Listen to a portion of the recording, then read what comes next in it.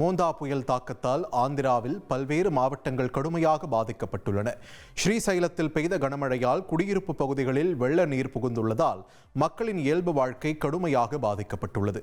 மேலும் ஸ்ரீசைலம் அணைக்கு அருகே ஏற்பட்ட மண் சரிவினால் வாகன போக்குவரத்து பாதிக்கப்பட்டுள்ளது.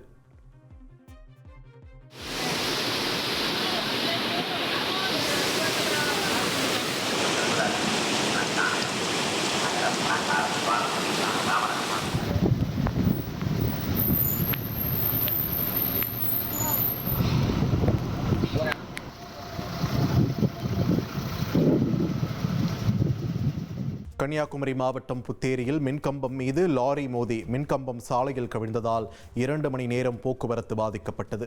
டாரஸ் லாரி மோதியதில் மின்கம்பம் இரண்டாக உடைந்து மின்கம்பிகள் சாலையில் ஆபத்தாக தொங்கின. சாலையில் மின்கம்பிகள் தொங்கியதால் வாகன ஓட்டிகள் அச்சமடைந்தனர். இந்த சம்பவம் குறித்து போலீசார் விசாரணை மேற்கொண்டு வருகின்றனர்.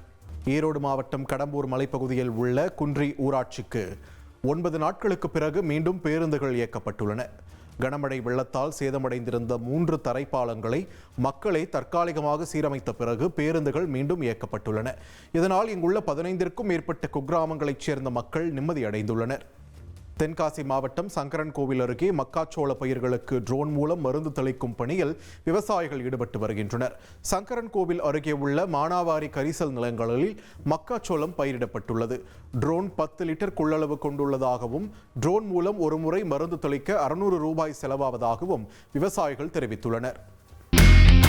இனி செல்லும் இடமெல்லாம் செய்தி. தந்தி டிவியின் வாட்ஸ்அப் சேனலை ஃபாலோ பண்ணினா செல்ல இருக்கும் இடமெல்லாம் செய்தி.